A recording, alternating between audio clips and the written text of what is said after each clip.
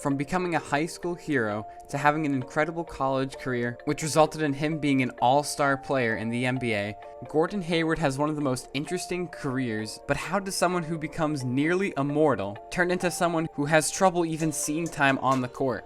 This is the rise and fall of Gordon Hayward. And just a quick disclaimer before the video, when I say the fall of Gordon Hayward, it's not necessarily indicating his level of play decreasing, but just the fact that he has a very unlucky injury course which leads to him barely seeing any time on the court. Other than that, let's get right into this video.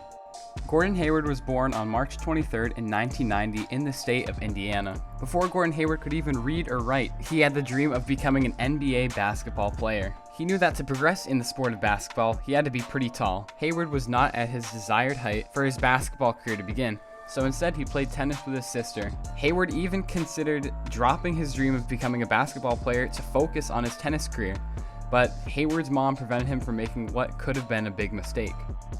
Gordon Hayward attended the Brownsburg High School in Indiana. When he began attending high school, he was only 5'11", but by the time he was a senior, he had grown to about 6 feet and 7 inches. Thanks to this height, Hayward had a big break in his high school career. Hayward led his high school to the Class 4A state championship in Indiana. His performance in that game was incredible, and he even hit the game winner shot as shown here.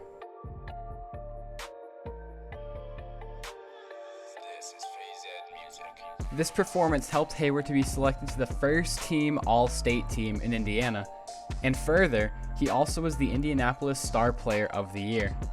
Coming out of high school, Gordon Hayward was listed as a 3-star recruit and had 3 offers from the schools of Butler, Purdue, and IUPUI.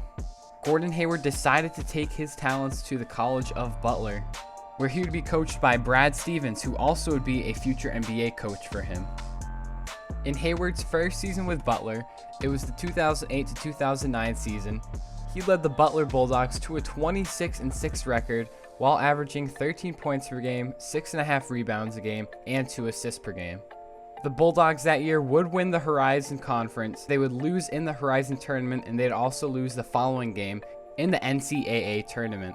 But this definitely was a great season for Gordon Hayward, as he was named the Horizon League All-Newcomer Team and to the All-Horizon League First Team. He also was awarded the Horizon League Newcomer of the Year. In the 2009-2010 Butler season, Gordon Hayward improved his stats, going for 15 points per game, 2 assists per game, and 8 rebounds a game. This season, he went on to receive the AP All-American Honorable Mention and also the Horizon League Player of the Year award. But none of that compares to the fact that Gordon Hayward led the Bulldogs to the NCAA Tournament Finals against Duke, and he almost hit what would have been the greatest shot in NCAA history. With 3 seconds left, Gordon Hayward corrals the rebound, shoots it from half court, and it almost drops in off the backboard. This would have been such an insane shot in the most important game of the entire college season from deep half court in a win or lose situation. But sadly, that does not happen, giving Duke the victory and Butler the second place finish. However, despite his heartbreaking loss in the college finals, Gordon Hayward's talent still caught the eyes of many NBA teams. He enlisted for the draft in 2010 and was selected by the Utah Jazz in the 9th overall pick. Hayward wasn't heavily utilized in his rookie year. He was a bench player and only started 17 games that season, averaging 5 points per game. However, it was the following season where he would start to make his home on the Utah Jazz. In the 2011-12 season, Hayward began starting for the Jazz. He also was selected to play in the NBA Rising Stars Challenge in that season. He averaged his first season in double-digit points, going 11 points per game, along with about 4 rebounds a game and 3 assists per game. Gordon Hayward also was playing about 30 minutes a game, which is nearly the double of minutes he was playing per game the season prior. Paul Millsap, Al Jefferson, and Gordon Hayward led the Utah Jazz to a playoff appearance. Although they got swept, this is definitely some hope for the Jazz franchise that they can continue making the playoffs in the future. For the 2012-13 season, although the Jazz saw slightly less success and narrowly missed the playoffs, Gordon Hayward did bump up his performance by averaging about 3 more points per game than the previous season. But it wouldn't be until the 2013-14 season where Gordon Hayward would be the face of the team, after Paul Millsap and Al Jefferson's departure. They finished 25-57, which is much worse than the previous years, but this definitely was Gordon Hayward's best season up to this point. Gordon Hayward averaged 16 points per game, with 5 rebounds a game and 5 assists a game. He was putting up near all-star-like numbers. The next 2 seasons, 2014-15 and 2015-16, were very similar, as Gordon Hayward became the leader of the Jazz team and rallied up his teammates to make 2 near playoff appearances, finishing 9th in the Western Conference. These seasons are when Gordon took another leap in his performance, averaging 19 points per game in both seasons, with 5 rebounds and 4 assists per game in both seasons as well. The Jazz were getting one step closer to being true playoff contenders. And then the 2016-17 season came up. This was not only Gordon Hayward's best season on the Jazz, but his best season in his NBA career.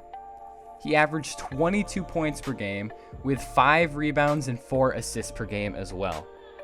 Due to his success, he also got a very well-deserved All-Star nomination. He carried this Utah Jazz team into the playoffs, and not only into the first round of the playoffs, Gordon Hayward was averaging 24 points in the playoffs to bring the Jazz team to defeat the Los Angeles Clippers in a 7-game series. Following that though, they did meet their demise against the dynasty Golden State Warriors, but compared to the previous season, this was a huge jump, and the Jazz in the following years could be a very scary team to meet in the playoffs. However, that's only if they keep Gordon Hayward. The Jazz wanted to extend Gordon Hayward before he hit free agency. However, they couldn't pay market value. This caused the Celtics to swoop in and offered Hayward a 4-year, $128 million contract, and he would accept that, starting off a new path with the Boston Celtics.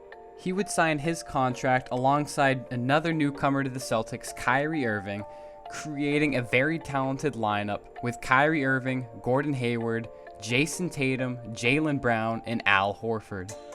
This was Hayward's best chance in his career to win a ring. He's still in his prime, joining an already talented roster. This should work out very well for him, right? Well, sadly, history did not see it that way. In Gordon Hayward's first regular season game with the Celtics, he suffered a horrific injury that would sideline him the rest of the season and would lead to many other injuries down his career. As a warning, this video is a little bit graphic to some viewers. Skip 10 seconds through the video if you do not want to see the actual footage.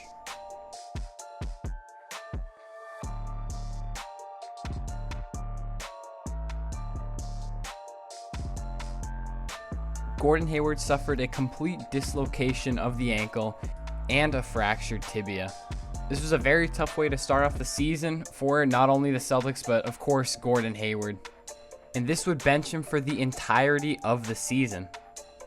The worst thing about this injury was the timing. Gordon Hayward was coming off of his best season ever, and for an injury to happen right there is a huge momentum killer for his career. It would take plenty of time to fully recover from this injury, and by then, who knows if he's out of his prime or not. The Celtics that year would make it all the way to Game 7 of the Eastern Conference Finals, where they would lose to LeBron James and the Cavaliers. But no doubt, having Gordon Hayward there alongside the rest of the Celtics players would be a big boost and could have given them the series win.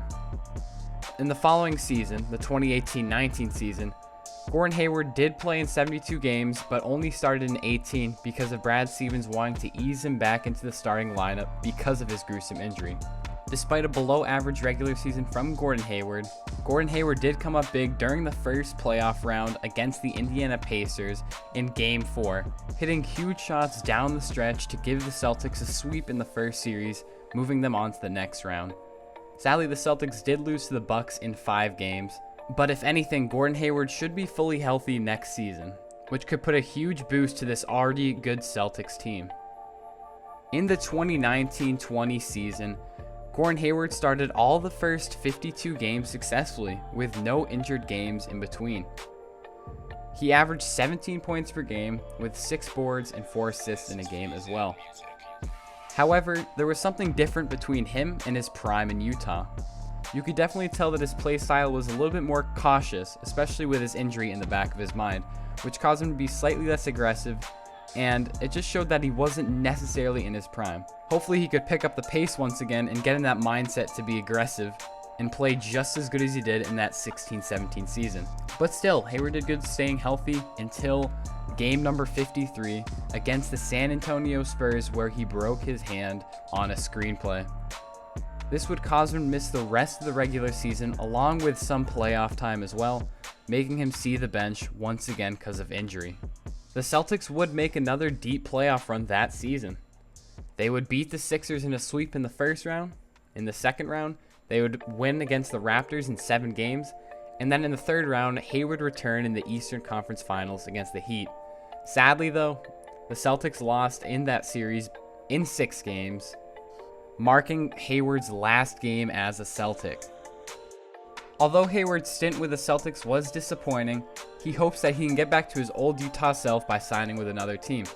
And the team that would sign him would be the Hornets, when Hayward agreed to a 4-year, $120 million deal with the Charlotte Hornets, which was actually a team that was trying to get Hayward when he was still on Utah. Hayward's first year with the Hornets in 2020 and 2021, he started in all 44 games that he played, averaging 19.6 points per game, while also averaging 6 rebounds and 4 assists per game, which is actually pretty good numbers. This is superior to any numbers that Hayward was averaging with the Celtics, and it closely resembles his 2015-16 season with the Utah Jazz.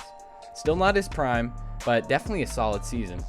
He would miss some time that season with ongoing injuries, but for the most part, he would stay healthy in a shortened season. The Hornets did miss the playoffs, losing in the play-in, but definitely something to build on in future seasons. That season takes us to this season, the 2021-22 NBA season. Gordon Hayward, although starting 48 games, has been dealing with injuries on and off this season and averaging 16 points per game, so you can definitely see his production value is declining. And Hayward never met or exceeded the 2016-17 season with Utah, where he made his only All-Star appearance. And the main issue with Hayward here is just staying on the court. It's not necessarily his play. He's still averaging 16 points per game at the moment, with 4 total rebounds and 3 assists a game. But staying on the court is a huge importance in the game of basketball today if you want to have any success in the postseason. And that's something that Hayward's been struggling with. So hopefully he can take a turn for the best in the future. But as of right now, that's the current state of Gordon Hayward. A lot of the games he's having to sideline, just watching on the bench because of injuries, more specifically sprained ankles. And that is where Gordon Hayward leaves us off today. Thank you guys so much for watching this video of the rise and fall of Gordon Hayward. I hope you did enjoy. As always, if you did enjoy, make sure to leave a like and subscribe for future sports content, NFL, NBA, NHL, MLB. This video was in no way to disrespect Gordon Hayward, because he was one of my favorite players on the Celtics when he was on them. I hope the best for him for the rest of his career, and hopefully he can see the court more often instead of getting injured. Other than that, I will see you guys in the next Heaps video.